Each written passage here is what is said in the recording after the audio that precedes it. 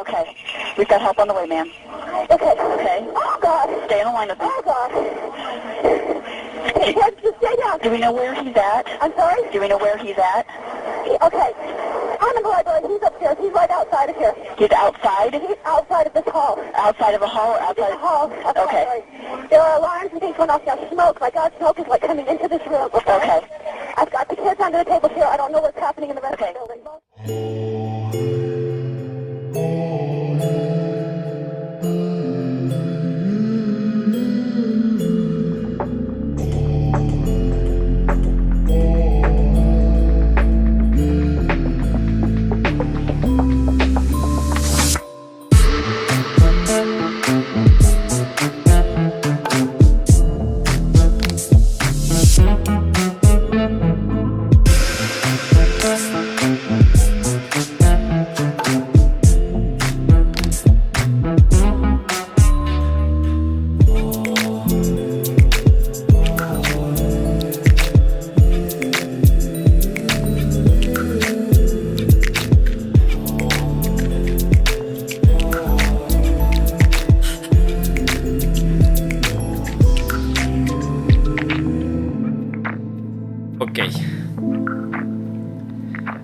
Hola de nuevo, Miedo Gang. Lo siento mucho si nos odiaron por unos minutos o días o semana, dependiendo cuando salga esto. Queríamos que salga lo antes posible, si lo logramos. Es por ustedes, para no dejarles mucho con las ganas. Vamos a ir directo a continuar con la segunda parte del caso de la masacre de Columbine. Nelson, para los que nos están escuchando, nos quedamos en la parte de que ellos ya empezaban al llamado, entre comillas, día del juicio a actuar con su plan premeditado por mucho tiempo. Encontraron en el camino a Brooks Brown. Mencionabas que creo que es una pieza como bastante importante de la situación, porque aparte de ser uno de los sobrevivientes, fue el amigo de Dylan antes de que Dylan cree esta relación o este vínculo con Eric. Y tú mencionabas en el capítulo anterior de cómo hubo algunas señales, ¿no? Algunas señales de alerta, ¿no? Sobre todo no sé si me equivoco, de los padres de Brown o de los padres de Dylan, pero que ya había hasta reportes acerca de cómo Eric era un poco agresivo, ¿no? Y leí un poco de que la policía fue vaga en esto porque según ellos también tenían unos casos como de mayor relevancia y no podían ir a chequear en las amenazas que había hecho Eric a Brown. Chucha madre. A Brooks Brown. Y no sé, hasta me ponía a pensar si la policía tal vez hacía como una orden de allanamiento, bueno, no vale pensar en esto de qué podría haber pasado, ¿no? Pero tal vez podrían haber encontrado tal vez las bombas caseras que mencionan, o armamento, o yo qué sé, diarios, quién sabe. Pero sí, esto creo que es como un dato, como saben decir, de vital importancia, porque en lo agresivos que eran también tenían, como tú mencionabas, como el objetivo de ellos era personas en específico, como los que mencionaste, de que aseguraban de que tenían bullying, pero más que todo ellos querían como trascender, como que crear un hito, crear algo, lo que ellos habían planeado, más que hasta fue llamado un tema como a medio ataque terrorista a la institución, porque lo que ellos querían era incendiar el edificio. Tenían puestas bombas, como tú mencionas, tenían un plan súper detallado, que creo que es el que nos vas a contar ahora, pero más o menos para unir las dos partes quería comentar. Justo nos quedamos que fue al inicio de que entrando al colegio, ¿no? Nelson, encuentran a Brooks Brown y de ahí Dylan le dice que se vaya. Es como decir, ándate ahora porque va a empezar el estallido o lo que sea. Pero sí, bueno. Guillermo, justamente tal cual lo indicas, ellos conocían a Brooks Brown. Dice que él la habían amenazado algunas veces y Brooks Brown era parte de estos foros de internet y él tenía conocimiento que él diseñaba los mundos y todo, pero y a pesar de, yo creo que por ese conocimiento él se salvó también, porque hubiera sido la primera víctima fatal de esto. Y bueno, de hecho también no creo que les convenía disparar afuera del colegio si su objetivo era reunir a todas las personas en en la cafetería para asesinarlas. Pero bueno, Guillo, mira, este es uno de los dibujos que hizo Dylan, que describe exactamente incluso cómo estaban vestidos. Así que esto fue planeado por varios días, no fue planeado un día antes, nada, o sea, Esta fue una parte del diario de Chris Harris. Y te puedes fijar también las tendencias que él tenía, ¿no? Sí. Tendencias, ¿lo podemos decir o no? Podemos decir lo que tiene. No podemos publicar porque ya nos ha pasado que nos han bajado la publicación por esto, pero hay simbología de suásticas de la época un poco nazi, simbologías de la SIS o del Ku Klux Klan y todas las cosas. Un poco de esta influencia supremacista blanca, ¿no? Ajá. Y cabe recalcar que no sé si me equivoco, pero creo que hasta la fecha del ataque fue súper premeditada, porque era el aniversario del nacimiento de Adolf Hitler, me parece que 20 de abril es. Entonces todo era como que súper bien planeado. Algo que también Nelson quería mencionar era que aunque Eric y Dylan sufrían de bullying, entre comillas, no eran como los típicos como rezagados o los acomplejados del colegio, porque tenían una comunidad, tenían amigos, tenían gente a la que ellos sí convivían, ¿no? No eran como que los únicos aislados, y eso me llama la atención de lo que hablabas también en el anterior capítulo, que no eran la típica familia tal vez disfuncional o con problemas económicos o con problemas de drogas o en barrios con drogas, con pandillas, como que estos barrios muy vulnerables o muy expuestos a que pasen este tipo de cosas. Pero ellos eran prácticamente de una familia de clase de media alta en Estados Unidos. Entonces esto también es bastante interesante de que normalmente siempre son como personas perturbadas según el entorno, y ellos no tenían un entorno que se puede decir tan malo, ¿no? O según esta palabra, ¿cómo se llama cuando ponen esta palabra? Bueno, tan común como sabemos escuchar en estos casos. Y es muy importante también lo que dices, porque dentro del reportaje de Bowling of Columbine le describe el autor y creador de South Park, se llama Matt Dong, me parece, a esta ciudad, porque él creció ahí, justo en la ciudad donde fue la masacre de Columbine, como una de las ciudades más asquerosamente normales del país. O sea, nunca pasaba nada, nunca había un robo, nunca había un asesinato, nunca había nada. O sea, ¿esto fue en Denver, Colorado? No, en Littleton, Colorado, o sea, cerca de Denver. Okay. Ajá. Y era horrible para los chicos, porque decía que nunca podías hacer nada, no había nada divertido. Encima de eso el verano era frío. La mayoría de gente en el verano, de los chicos, hablando de la comunidad como del colegio, viajaban los padres a Florida, viajaban a otras ciudades para tener un poco de sol. Era frío, aburrido, no había nada, todos trabajaban desde jóvenes. Entonces que eso también fue como que el detonante de que cuando las cosas están muy calmas, pues se puede cocinar algo horrible, ¿no? Pero bueno, ya habíamos comentado acerca del arsenal que estas personas poseían, pero si quieren, si es que no recuerdan, tenían más de 5 bombas, cada uno tenía 4 o 5 pistolas y variedad de cuchillos, que a la final nunca los usaron porque solo utilizaron las pistolas y los rifles que llevaron. Además de eso, entre los dos ingresaron, como se los había mencionado, repletos de armas.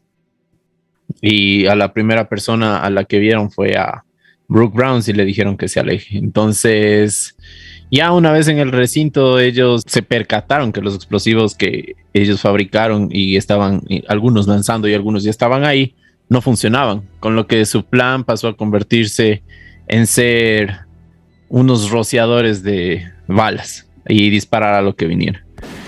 Rachel Scott, la primera víctima, estaba sentada en el pasto de las inmediaciones almorzando con un amigo, quien resultó herido y fingió estar muerto para no recibir más disparos. Fue la primera víctima. Tras ello ingresaron a la cafetería y dispararon a todo lo que encontraron a su paso. Previamente y antes, los primeros balazos fueron realizados contra un profesor los que actuaron rápidamente para tratar de evacuar a los estudiantes del recinto. Por lo mismo, la cafetería disminuyó considerablemente la cantidad de público en ese momento y pudieron salvarse la mayor parte de gente que estaba ahí en la cafetería. El profesor William David Sanders fue el primero que asesinaron cuando ellos ingresaron al recibir cerca de 10 impactos de bala, muriendo desangrado. Ante la poca presencia de la gente, Harris y Kevor no tenían rumbo fijo, por lo que empezaron a caminar dentro de la escuela y su plan cambiaría. Entonces, como uno de los objetivos era incendiar toda la escuela y que toda la escuela explote con sus bombas artesanales que seguían fracasando, en un arranque de ira se dirigieron al lugar más cercano donde hubiera estudiantes, que era la biblioteca de Columbine. Entonces, ellos se acercaron ahí, fue donde se registraron la mayor cantidad de víctimas. Minutos tras del ataque, y esto es muy triste, Guillo, porque hay las llamadas, no sé, tal vez si les pongamos, pero bueno, hay las llamadas del 911, las que profesores, alumnos y en total más de 200 llamadas reciben en ese momento indicando que hay hay balas, hay explosiones y todo en la escuela de Columbine. Okay, has anybody been injured, ma'am? Yes. Okay. Yes. And the school is in a panic, and I'm in the library. I've got students down under the tables, kids. Heads under the tables. Kids are screaming. Some of the teachers are, trying to take control of things. We need police here. Okay, we're getting them there. Police here. Who is the student, ma'am? I do not know who the student is. Okay. I saw a student outside. I was in Halden earlier, God. Okay. I was on Halden. I saw a gun. I said, what's going on out there? And he said, oh, it's probably some video production. It's probably a joke. I said, well, I don't think that's a good idea. And I went walking outside. I think he was there to see what was going on. He turned the gun straight at us and shot. And my God, the window went out. And the kid standing there with me, I think he got hit. Okay. Something in my shoulder. Okay. We've got help on the way, ma'am. Okay. Okay. Oh, God. Stay on the line with me. Oh, God.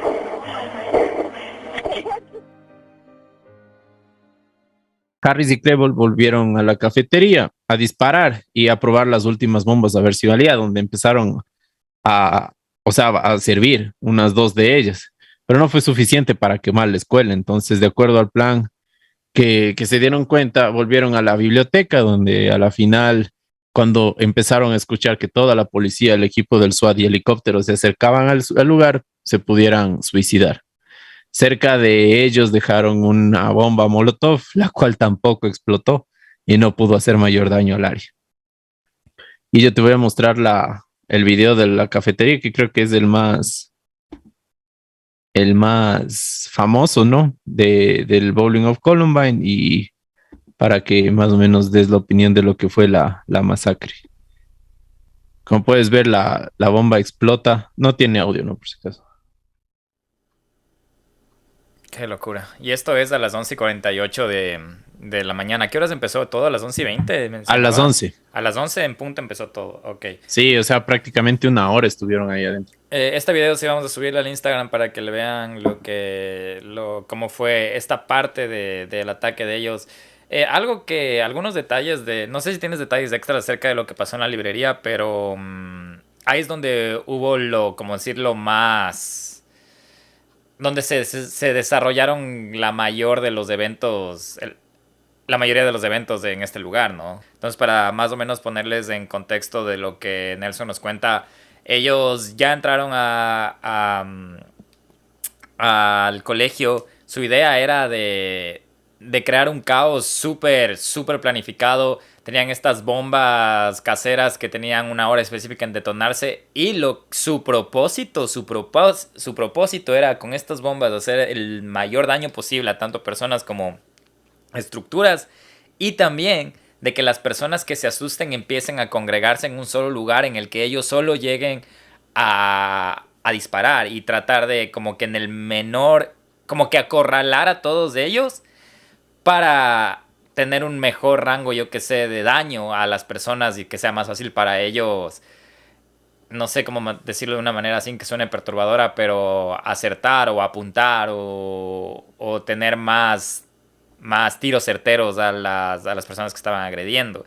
Entonces la parte que pasa previamente en la librería es como que la parte más traumática para las personas que murieron ahí o los que presenciaron dentro de la librería. Entonces no sé si tienes algo de eso, porque yo leí un poco de lo que pasó en la librería, pero lo mío fue como en un video de 7 minutos y estoy seguro que tienes tal vez un poco de más detalle acerca de qué pasó en la librería, que es creo lo más triste, lo más traumático, lo más crudo, lo más sin sentido. Bueno, dentro de lo más aterrador, antes que, bueno, en la librería obviamente ya les asesinaron, ¿no?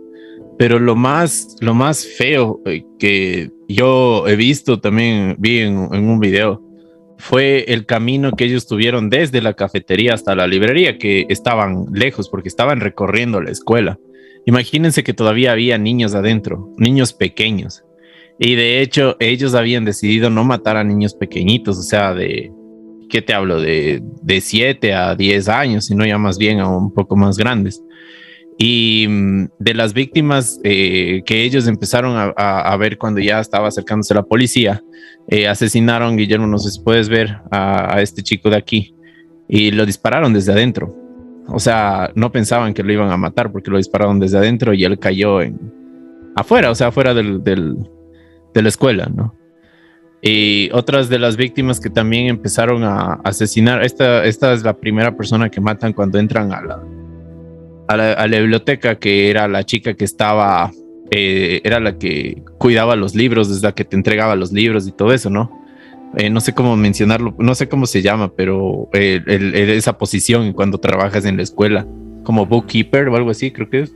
Como tal vez asistente de la librería Ya, o algo así. entonces la persona que ordena los libros cuando tú dejas y todo. Como la bibliotecaria, más o menos. Ella es la primera que asesinan, ¿no? Este chico también que asesinan era uno de los que también los criticaba en internet.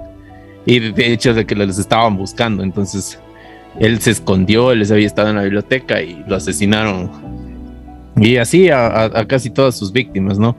El crimen, uno de los crímenes más aterradores que ellos cometen es en contra de este chico que es afroamericano, que de hecho él había suplicado por su vida y había dicho que por favor que no le maten, que por qué lo van a matar, y uno de ellos lo había dicho, Eric le había dicho, otra vez dije Chris, pero Eric, que era el más loco, le había dicho te voy a asesinar porque eres negro, y lo mató.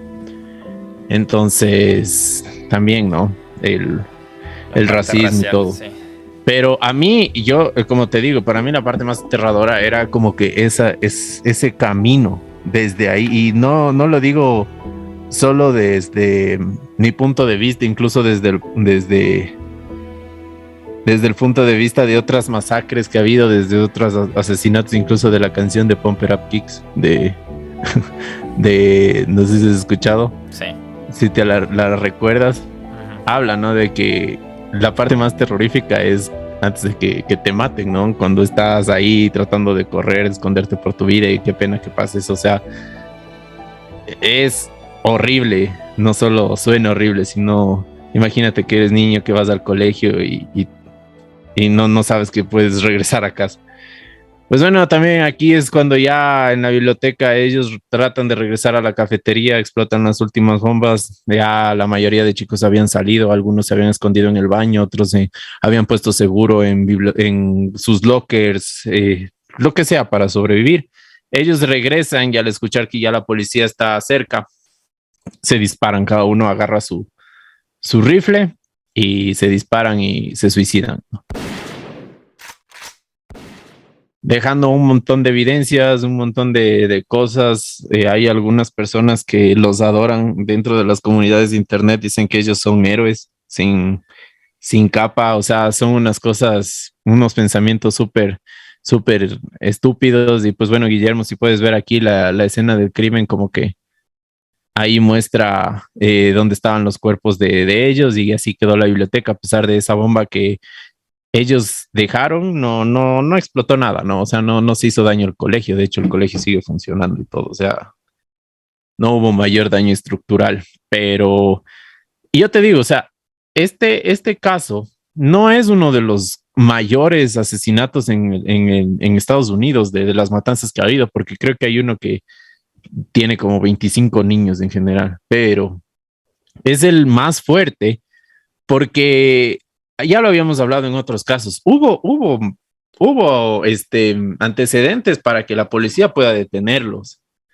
Y también cambió porque fue el detonante de una noticia mundial, indicando que el Estado y el gobierno de Estados Unidos no hace nada para que sus alumnos no mueran. Y de hecho, a raíz de esto también nació lo del documental del bowling de Columbine, porque Michael Moore, el que hizo esto, es una persona súper crítica del Estado americano, pero es verdad, o sea, este caso como que detonó y explotó todo, porque a raíz de esto empezaron a haber un montón de controles de seguridad en las escuelas de Estados Unidos, en los cuales principalmente detuvieron a jóvenes afroamericanos solo por su raza, porque decían que ellos tenían acceso a las armas y cosas full injustas. Por ejemplo, empezaron a sacar a chicos latinos, empezaron a, si había niños que dibujaban armas, los empezaron a enviar a psicólogos, a psiquiatras, a otras escuelas, los expulsaron.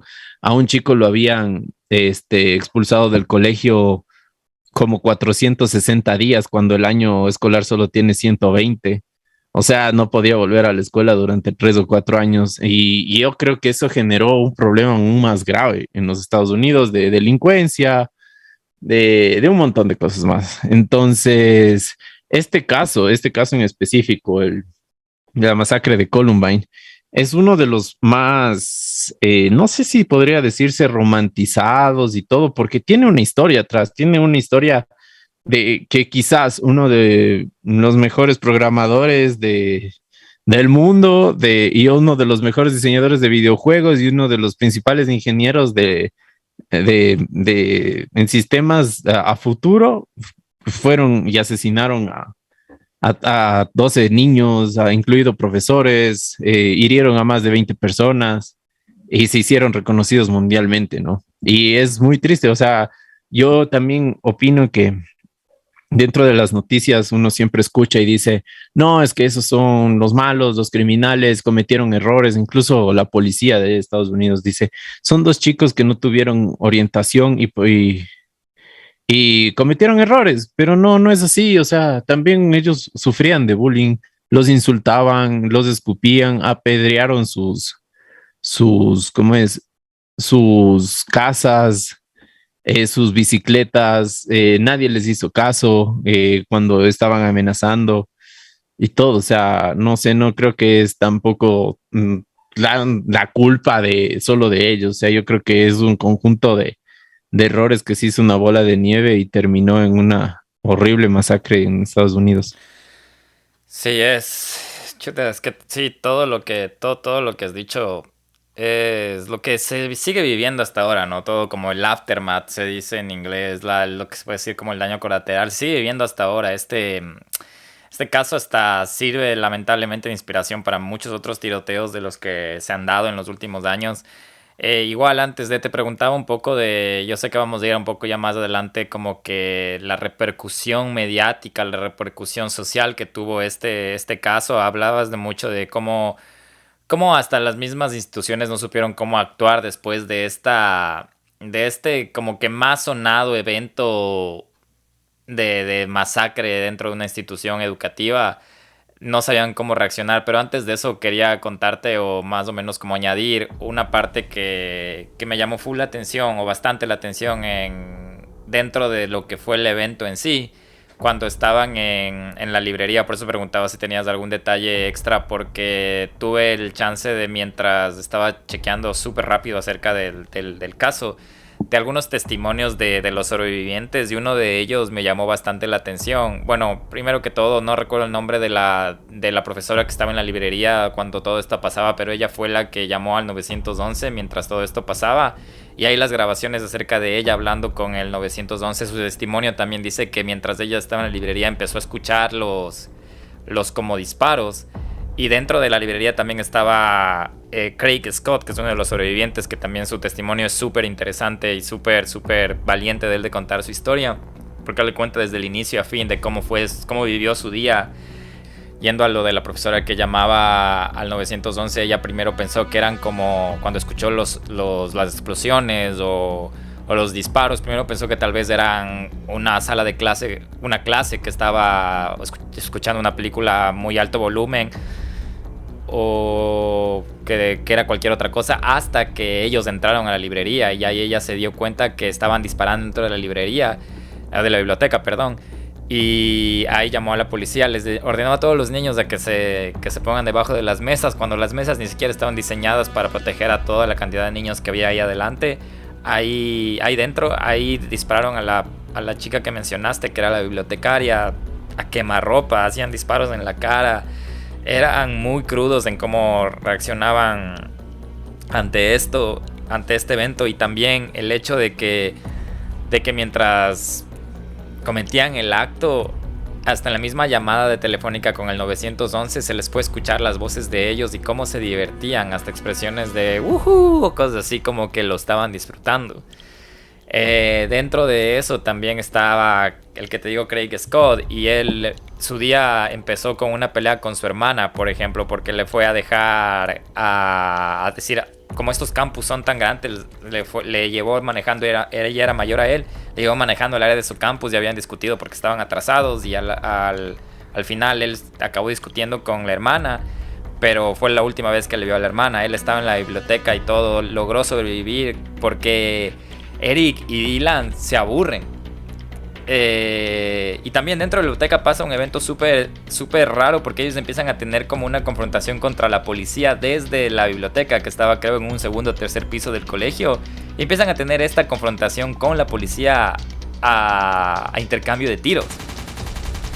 Y eso también me pareció súper loco, porque la policía no sabía con qué estaba lidiando, no sabía si estaban 2 personas, había 3, 4 personas. Claro, había varias. Ajá, no se arriesgó a entrar cuando dicen los testimonios que la puerta de la biblioteca estaba totalmente abierta, estaban totalmente expuestos, pero no sabían con qué se estaba lidiando, y eran tan crudos que mientras equipos de rescate estaban rescatando a personas y llevándolas a las ambulancias, ellos disparaban a las personas de rescate o hasta la misma ambulancia. Hay testimonios de las personas en ambulancia escuchando los tiros en el techo de la ambulancia. Entonces estaban totalmente perturbados o como metidos en un personaje bien grave. Y también en la historia de Craig Scott dice que cuando él salió, logró evacuar, luego de eso se enteró que la hermana de él había sido asesinado en la puerta de la librería. Es decir, él también, mientras evacuaba, pasó al lado del cuerpo de su hermana y ni siquiera se dio cuenta. Entonces, y por eso te digo que son como conmovedores y cosas así. Y hay otro más de otro de los sobrevivientes, que se llama John Savage, que era amigo de ellos, que era conocido de ellos, que en este camino que tú mencionas de la librería al comedor, porque también se enojaron de que no todas las bombas se activaron, entonces fueron al comedor a buscar las bombas y a hacerles activar, como vimos en el video, que lanzaban como disparaban a las mismas bombas para tratar de que funcionen, porque estaban un poco frustrados de que su plan no salió al 100% y se empezaron a aburrir, y por eso es que también dejan de disparar en la biblioteca y existen sobrevivientes. Y este amigo que te digo les había visto en el pasillo, mientras le había visto a Dylan específicamente, y le había dicho como que brother, en estas palabras como que medias quiteñas, brother, ¿qué te pasa o qué estás haciendo? Y él le había dicho, nada, matando gente. Y él le ha dicho, John, le había dicho, eso significa que voy a morir, me vas a matar. Y le ha dicho porque es súper cruel, como que no, tú estás bien, más bien ándate. Entonces, esa frialdad, esa crueldad es como que... Y estos detalles sí te revuelven como los sentidos del estómago, lo que sea, y no sé, quería mencionar eso porque fue las cosas que también me llamaron la atención mientras estaba revisando o leyendo acerca del caso, antes de ir al documental de Bowling for Columbine, que también es otra locura que nosotros vimos desde muy pequeños. Pero no sé si algo me estoy olvidando de esto de qué pasó en el momento, sí, en el momento en sí, en el momento del ataque, como si era en todo lo que sucedió, y no sé, súper triste imagínate, de las personas del trauma, obviamente. Y otro dato, entre todo este tráfico de llamadas al 911 también había llamado el papá de Dylan y había dicho que siente que su hijo tiene algo que ver con eso. Y no era porque él sabía que había pasado, sino porque tenía un presentimiento de que su hijo estaba cambiando o alguna cosa y había dicho que siente que su hijo está involucrado dentro de este tiroteo. Entonces fue, no sé, un montón de cosas en este. Como te digo, hay un montón de material en esto que podíamos dedicarnos a hablar 3, 4 capítulos, pero ya solo con estas 2 partes, antes de que enojarles más, te dejo seguir, Nelson, porque sí quería mencionar estas cosas que sobre todo a mí me llamaron la atención. Sabes que, bueno, es que eso te digo, por eso es tan denso, por eso es tan fuerte este caso, porque hay un montón de aristas, o sea, hay un montón de versiones, muchísima gente de la que sobrevivió. Hablemos de un colegio que creo que tenía casi como 1,000 y algo de estudiantes, o sea, era gigante, ¿no? El, hablaban también de cosas, de detalles súper fuertes en- y cada uno cuenta su historia. Hay muchísimos libros, muchísimo material de gente que lo ha hecho con la intención de contar su historia y también gente que lo ha hecho con la intención de hacerse famosa y tener más dinero, ¿no? Ahí hay algunas personas que han hecho incluso documentales acerca de Dios relacionados con lo que les pasó en Columbine y cómo a través de la oración se pudieron salvar, que la verdad no sé si hubiera sido la razón, pero no sé, también hay más detalles horribles, ¿no? Como que, por ejemplo, habían cuerpos de los 12, o sea, dentro de lo que eran las 12 víctimas, que habían cuerpos que la policía no podía identificar porque estaban demacrada su cara con tantos disparos. Porque recordemos que perdón, que Eric tenía una pistola semiautomática, ¿no? Y que era utilizada incluso en guerra, que no necesitabas recargarla para disparar, entonces no dabas un solo tiro, sino dabas varios en una sola ráfaga, ¿no? Otros de los detalles también era que algunas de las víctimas en sus diarios habían escrito que sabían que iban a morir porque en su escuela había muchos bullies y también mucha gente que le gustaba las armas. O sea, ¿cómo siendo un niño de 15, 14, 16 años, no sé, puedes escribir eso en tu diario, ¿no? O sea, que sabes que vas a morir. Date cuenta también la parte cultural que sentían, ¿no? Los La niños ahí. frialdad para también dispararles en la cara, Nelson. Era en la cara. Y decían hasta en sus propios diarios que iban a dispararles en la cara. Así es. Y otro de los datos perturbadores que una de las sobrevivientes que se llamaba Rachel Scott, solo días después de sobrevivir y contar su historia y todo, o sea, creo en meses después, perdón, porque esto sucedió en los 99. En el 2000, ella muere cuando se cambia de colegio en otro shooting, en otro colegio. O sea, no, no tiene sentido de que te cambies de colegio porque sobreviviste a Columbine. Te vas a otro y te matan. Imagínate. O sea, eso ya estábamos hablando también de la parte cultural, ¿no? Eh, ¿Qué más? Que el colegio de Columbine sigue funcionando, que algunas de las víctimas que incluso tienen unas heridas horribles, no sé si has visto en el rostro y cosas así. Hay una víctima que no tiene un brazo porque de lo que se escondió y se quedó quieta ahí, perdió tanta sangre que le tuvieron que amputar el brazo.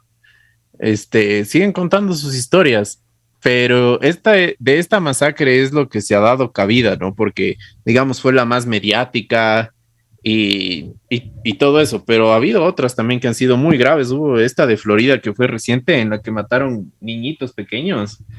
No recuerdo cuál Eh, fue, la de pero Florida, porque, a ver, la de Sandy Hook fue la más horrible de que fue en 2016 o 2017, pero fue porque fue a un lugar donde eran niños pequeños.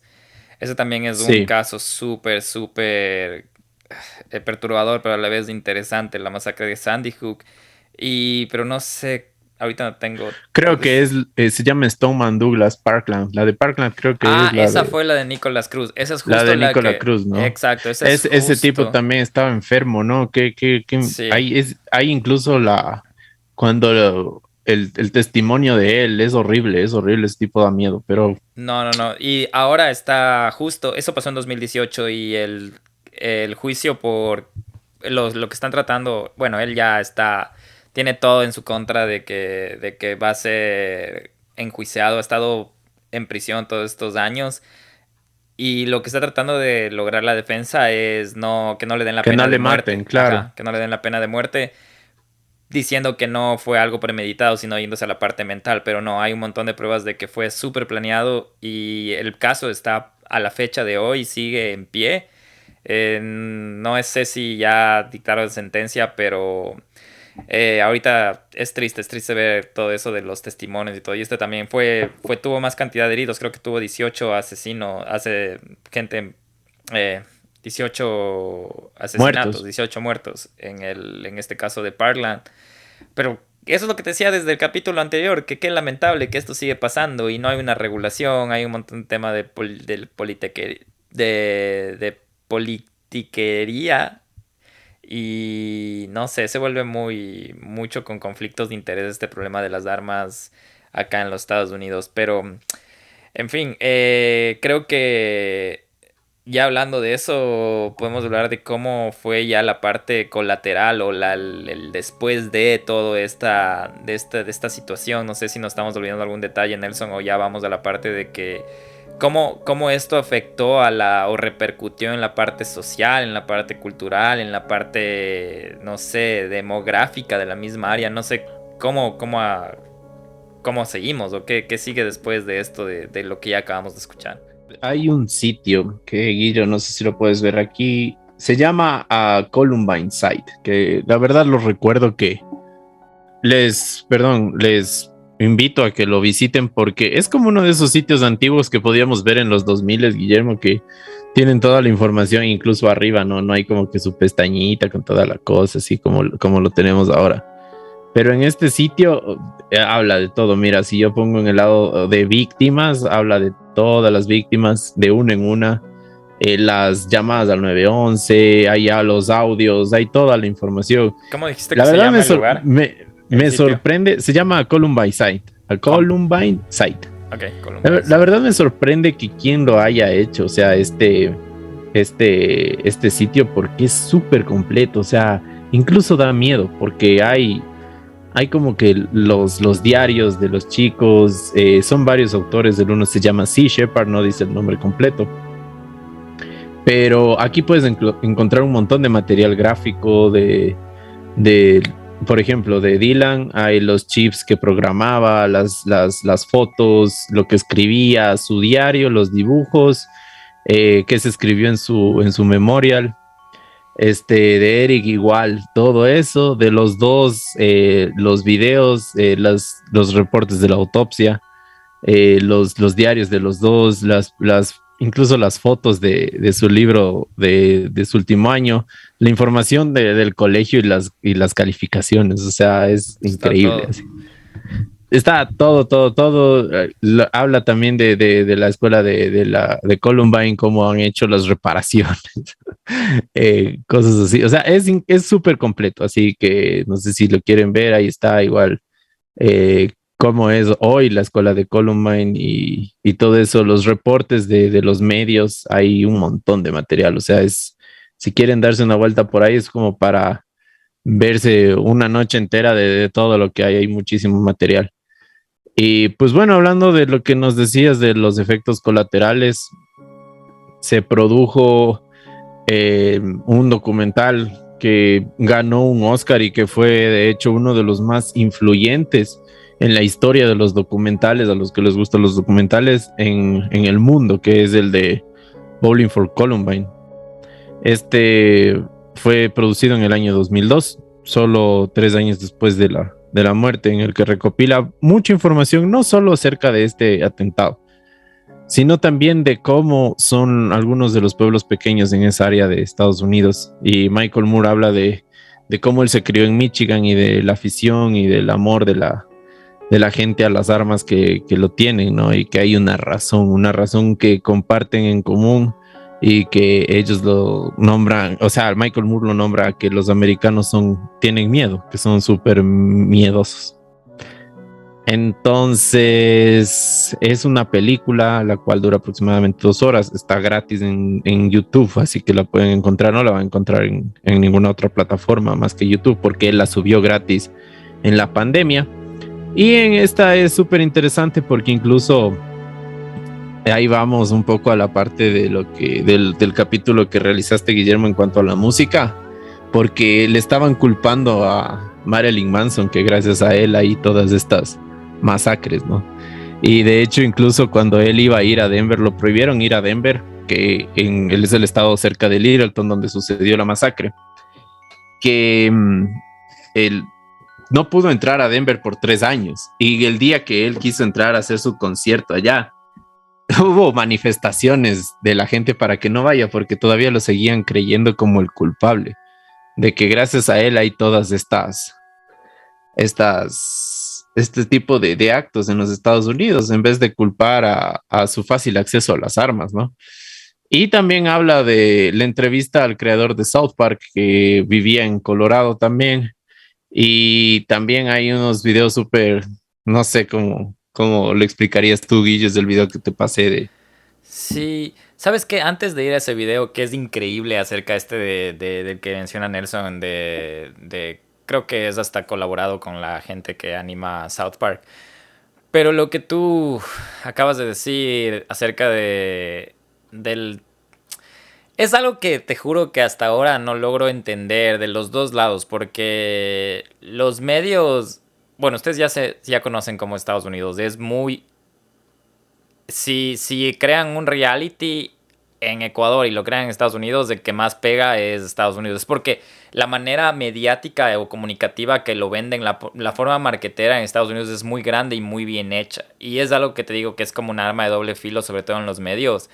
Y esto de Columbine me enojó un poco cómo manejaron los medios la historia. Más que todo se notaba como esa desesperación del medio de comunicación, de la noticia, de tener el más contenido o llegar más gente o hacer más ruido, no sé si en esa época medición de rating o lo que sea. Pero me parece que manejaron de una manera muy irresponsable del hecho de que buscar culpables, del hecho de que ni siquiera estaba bien cerrado el caso y ni siquiera se preocuparon de qué iban a pensar las familias para empezar a lanzar videos que consiguieron como los basement tapes sin el consentimiento de la familia o las mismas cosas de las llamadas del 911. Imagínate, tú acabas de perder un hijo y después a los días los medios de comunicación están subiendo videos o fotos con tal de llamar esta atención. Y lo que tú dices de buscar culpables, y los medios metieron a Marilyn Manson en la sopa, por decirlo. Porque en esa época era el auge también de Marilyn Manson. ¿Y Marilyn Manson qué era? Era un artista controversial que tocaba metal rock, un poco más como oscuro, y era su manera de venderla, su manera, su personaje, su forma artística. Y los medios solo le usaron como chivo expiatorio y empezaron a culpar que él influenciaba a que estos actos de maldad pasen. Inclusive metiendo la parte religiosa, el satanismo, porque aunque no lo creas, Estados Unidos es un país muy conservador y muy religioso, muy creyente, entonces muy cristiano podría decirlo, pero en algunos lugares como muy excesivo, entonces extremista es la palabra. Y sí me enojó un poco esa parte de cómo manejan los medios porque lo siguen pasando. Ahora tienen un poquito más de responsabilidad, pero imagínate antes. Y lo que me encanta de eso, de cómo aborda Marilyn Manson, la pregunta que hace Moore en su documental acerca de qué opina o qué diría las personas de la masacre de Columbine, porque se decía que Dylan y Eric escuchaban Marilyn Manson y después de las investigaciones ellos ni escuchaban nada de Marilyn Manson. If you were to talk directly to the kids at Columbine or the people in that community, what would you say to them if they were here right now? I wouldn't say a single word to them. I would listen to what they have to say, and that's what no one did. Y la manera que aborda Marilyn Manson es increíble porque él dice, ok, esta sociedad, y lo que tú acabas de decir acerca de estar asustado o el miedo, dice, lo que buscan los medios es impartir miedo a la gente porque a la gente le encanta sentir ese miedo, pero a veces usa como íconos para el miedo. ¿Y quién más que yo para exponer eso que yo represento al miedo porque me veo así, porque todas las cosas que están así? Entonces solo jugaron bien sus cartas, buscaron una persona que imparta miedo y yo me imparto miedo, entonces empezaron a decir que yo por el crear ese miedo empecé a influenciar a que haya personas que cometan estos actos relacionados con el miedo Y de ahí él pregunta si es que diría algo a estos niños o a los padres de estas personas de Columbine. Y él dice que no, la verdad no le diría nada a ellos, más bien me hubiera gustado que ellos hubieran tenido gente que les escuche o que les digan, les sepan oír lo que tenían que decir. Entonces su manera de abordar esto es como que como una bofetada con guante blanco en cuanto a esto de lo que dices. Y hablando del video, volviendo a eso, creo que vamos a discutir un poquito después de, pero creo que algo que sí es como que en inglés hay la frase the elephant in the room o el elefante en el cuarto es la tenencia de armas, el porte de armas. Y eso va mucho de la mano de la historia de los Estados Unidos. Y yo te he venido contando esto desde que me mudé acá. Y el video que me mandaste, que es el fragmento de Columbine, explica de la mejor manera de por qué existe ese derecho a la tenencia de armas en los Estados Unidos. Entonces, gracias Nelson por conseguir esa parte. Les vamos a compartir ahorita el video, el audio del video. Igual vamos a tratar de postearlo. Pero es prácticamente como explica de una manera muy satírica la historia de los Estados Unidos. Es hora de contaros una historia breve de Estados Unidos de América.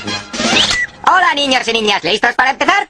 Érase una vez en Europa unas personas llamadas peregrinos que tenían miedo de ser perseguidos.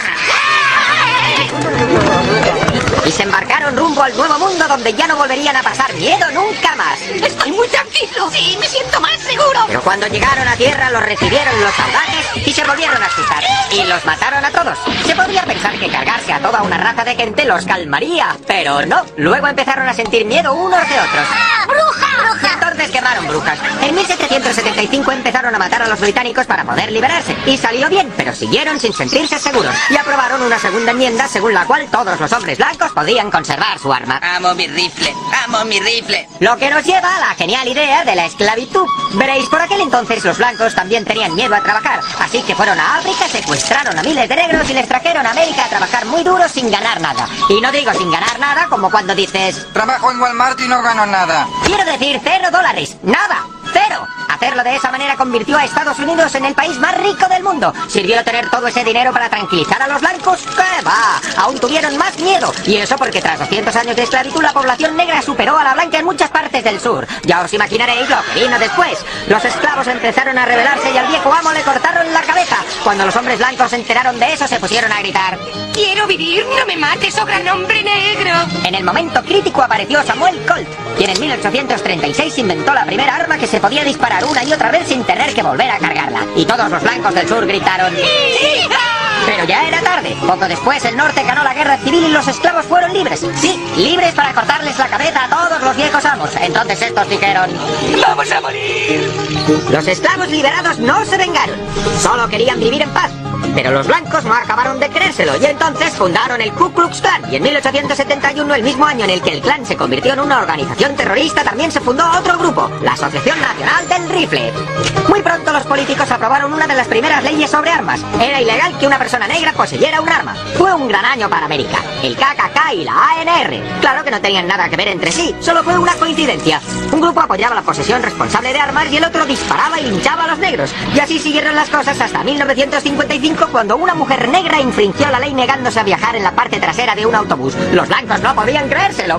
¿Por qué no viaja detrás? ¿Qué está pasando? Y ahí se armó el gran follón. Todos los negros del país empezaron a reclamar sus derechos y a los blancos les entró el acojone total y gritaban: ¡Huid de aquí! ¡Huid de aquí! Y lo hicieron. Huyeron a las afueras donde todo era blanco, limpio y seguro. Compraron 250 millones de armas, pusieron cerrojos y alarmas en sus casas y barreras para entrar en sus barrios. Por fin estaban a salvo, protegidos y bien cobijados.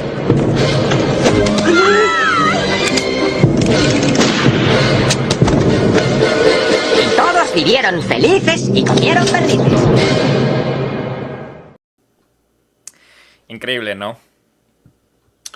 Mucho del contexto de una perspectiva que podría estar muy apegada a la realidad también. Es súper bien explicado. Está en su constitución, te explican por qué, habla súper claro de cómo es de cómo inició todo este tema de lamentablemente Estados Unidos es fundado, sus sus tierras es fundados en base a una masacre que fue el asesinar a todos los indígenas cuando los peregrinos vinieron de Europa acá a Estados Unidos. Y hasta lo venden bonito porque ahora hay la acción de gracias, que es agradecer que los indígenas les enseñaron a sobrevivir a los peregrinos, pero que después hicieron los peregrinos, después mataron a todos. Entonces es como súper... no sé, es bastante... Cómo pesa la historia de los Estados Unidos en la tenencia de armas y el porte de armas, y algo que es súper, yo creo que es del infierno aquí en los Estados Unidos, es la NRA, que es la National Rifle Association, y prácticamente ellos son una de las potencias más fuertes o los poderes más fuertes dentro del país por el tema económico también, y son los que financian muchas campañas políticas. Ellos fueron el primordial financiero de la campaña política para que Donald Trump sea presidente. Entonces, imagínate, o sea, dentro de eso está la National Rifle Association, la Asociación Nacional del Rifle, sabe qué tan sensible es el tema de las armas que prefiere como que invertir dinero en la parte política para asegurar que las armas no sean prohibidas. Y es súper como decepcionante todo lo que pasa dentro de la parte de la tenencia de armas de acá. Hace poquito hubo un tiroteo me parece que fue en Chicago, por el tema de la marcha del orgullo gay. Y sigue pasando, es como que súper común ahora escuchar y se vuelve cosas ya no es ni noticia fuerte y es súper triste, no sé qué opinas vos de esto de la tenencia de armas, ya yéndonos un poco parte a la opinión de lo que nosotros que opinamos, y obviamente que es nuestra opinión, ¿no? ¿Qué opinas tú? A ver, yo creo que desde el punto de vista de la cultura que yo vivo y yo piso, no creo que sea necesario el uso del arma porque yo vivo en la ciudad y digamos, obviamente estoy desprotegido, ¿no? Por los robos y todas las cosas feas que hay ahora en la sociedad. Pero yo no lo siento necesario, ¿no? Hablando desde mi punto de vista. Pero también hay la otra cara, ¿no? Por ejemplo, incluso hablan en Columbine que hay la parte de la gente del campo que utiliza sus armas para la cacería, que utiliza sus armas para protegerse de animales más grandes, que yo estoy completamente en desacuerdo, porque si es que viene un animal grande es porque quizás tú estás invadiendo su área, la verdad. Pero hay una historia atrás de esto que es muy difícil cambiar, y tú lo has mencionado. A partir de la segunda enmienda, que fue hace más de 400 años, creo, o 300 años, no sé. O sea, creo que es en 1700 y algo, ¿no es cierto? 70 y algo, bueno.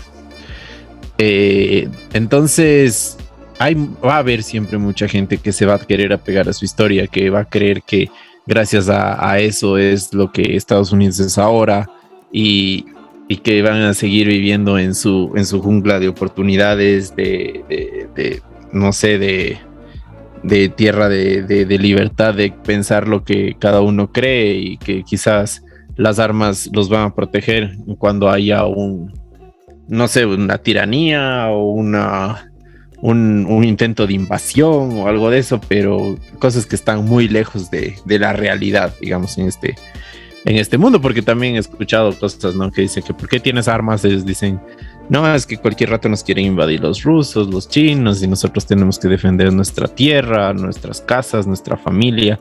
Incluso ahí también hay gente que dice, no, es que yo tengo que proteger a mi familia es lo más precioso, y te das cuenta que la manera de proteger a tu familia no es teniendo un arma en la casa, sino también enseñándole, cuidándole, dándole atención, y por qué eso no se hace. O sea, es lo que yo pienso. ¿Sabes que yo no estoy en contra del porte de armas o la tenencia de armas? Más bien lo que a mí me frustra un poco es el libre acceso de ellas, sobre todo acá en los Estados Unidos, que sigue pasando. Es como que hasta los procesos de que tú tengas un arma legal son muy simples, te podría decir, o muy vistos por encima. Es como que yo lleno un papel, me revisan y gracias, y ya al siguiente día ya tengo mi arma, que tal vez lo compré por internet, y ni siquiera son como que excesivamente caras hablando de cuál es la realidad aquí económica en Estados Unidos, de que te hablo de que puedes conseguir una arma de asalto como, no quiero ni mencionar los nombres para no influenciar nada, pero una de estas más comunes usadas puede estar costando de $300 a $400. Entonces, no es que tampoco son inaccesibles. Eso es lo que a mí me parece como que debería regularse mejor, sobre todo acá en el país.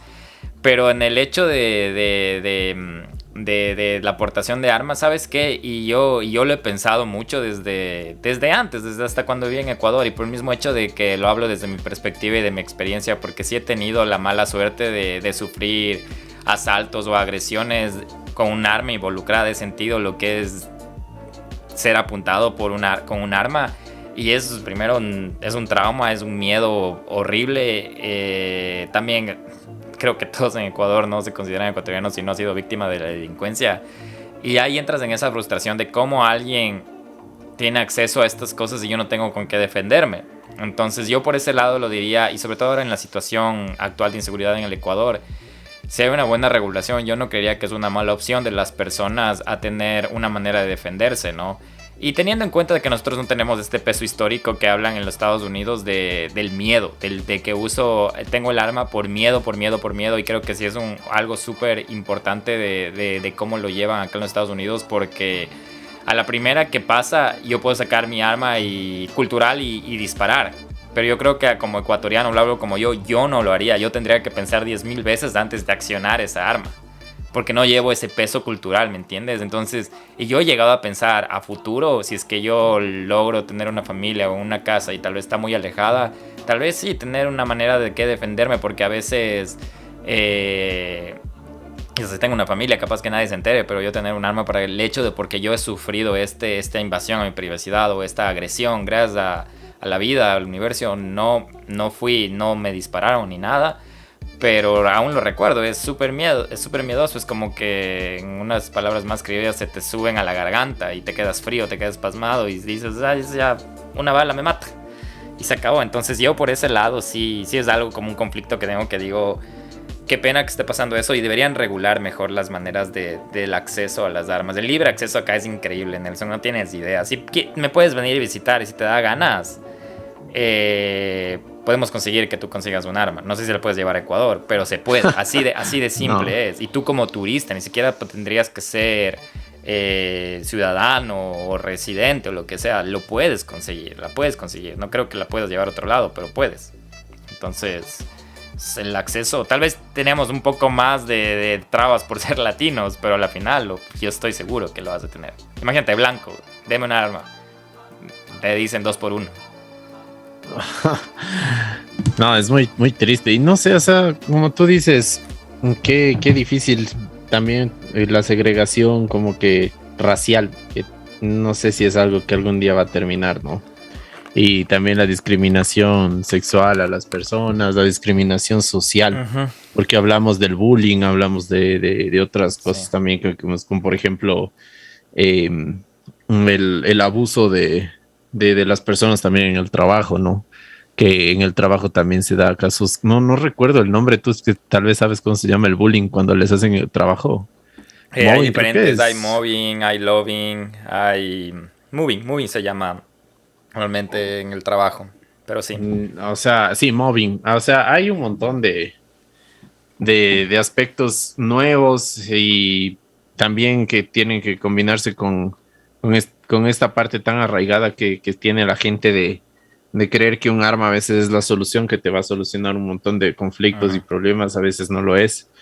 Y también está la otra parte de la inseguridad, pero bueno, es la cosa de vivir en la sociedad.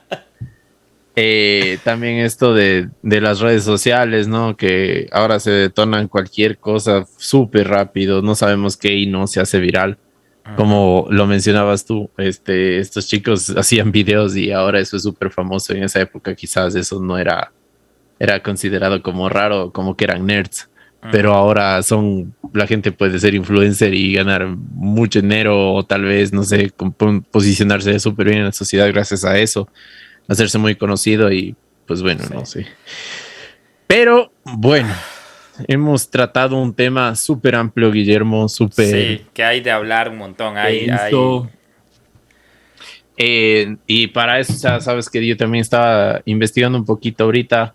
Las peores masacres dentro de los Estados Unidos han sido justamente la más mediática ha sido esta, la de Columbine, pero la mayor se ha proporcionado de esta época, porque ha sido la de Virginia Tech, que es una universidad, pero no es un colegio. Cierto, este también me había olvidado de Virginia Tech. Es porque fallecieron 32 ¿Qué año personas, fue este? 2007. Ok. Y la otra en Sandy Hook, lo que ya estábamos hablando. Sí.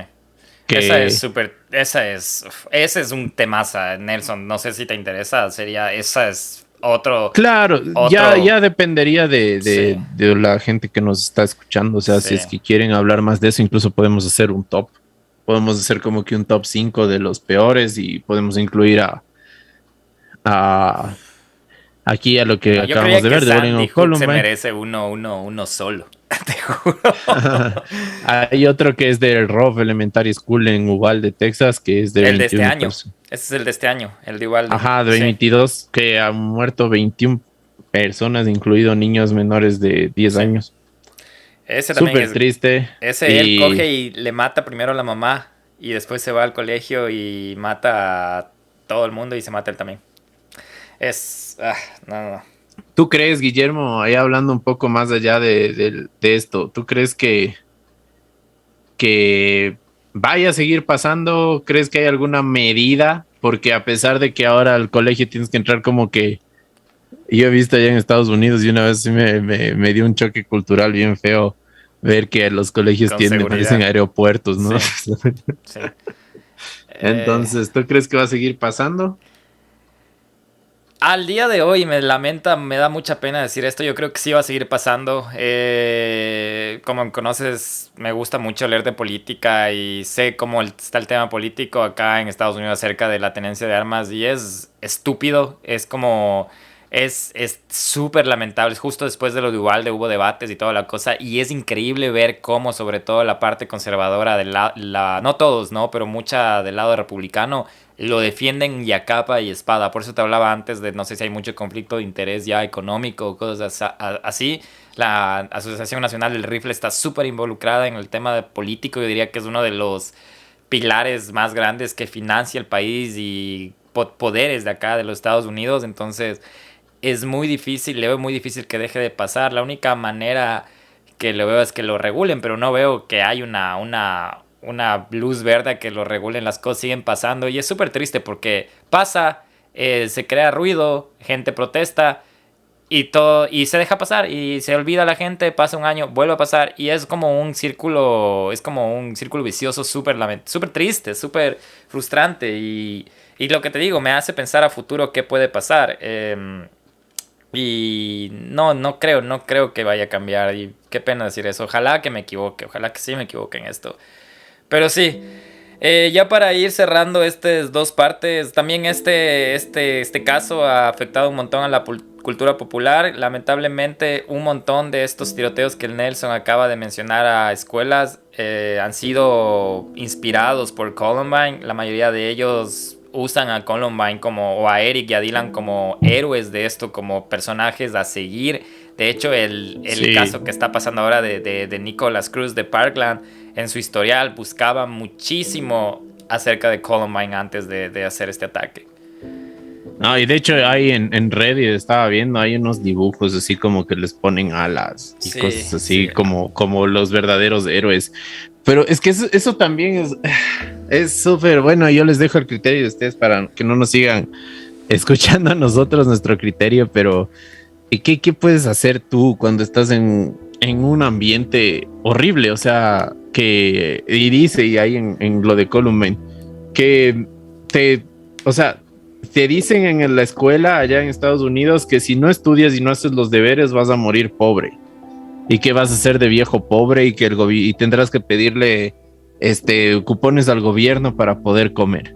Si no haces un deber, imagínate tú teniendo eso 12, 13 años que te digan y crees que ya eres un perdedor desde ahí, o sea, Bueno, ese tema que toca es súper importante, cómo es el ambiente estudiantil, ¿no? Porque una persona en esta época de desarrollo personal es como que súper vulnerable a este tipo de estimulantes o negativos o positivos. Y sí es súper importante lo que vos mencionas, como cómo será el entorno social de estas instituciones dentro de, ¿no?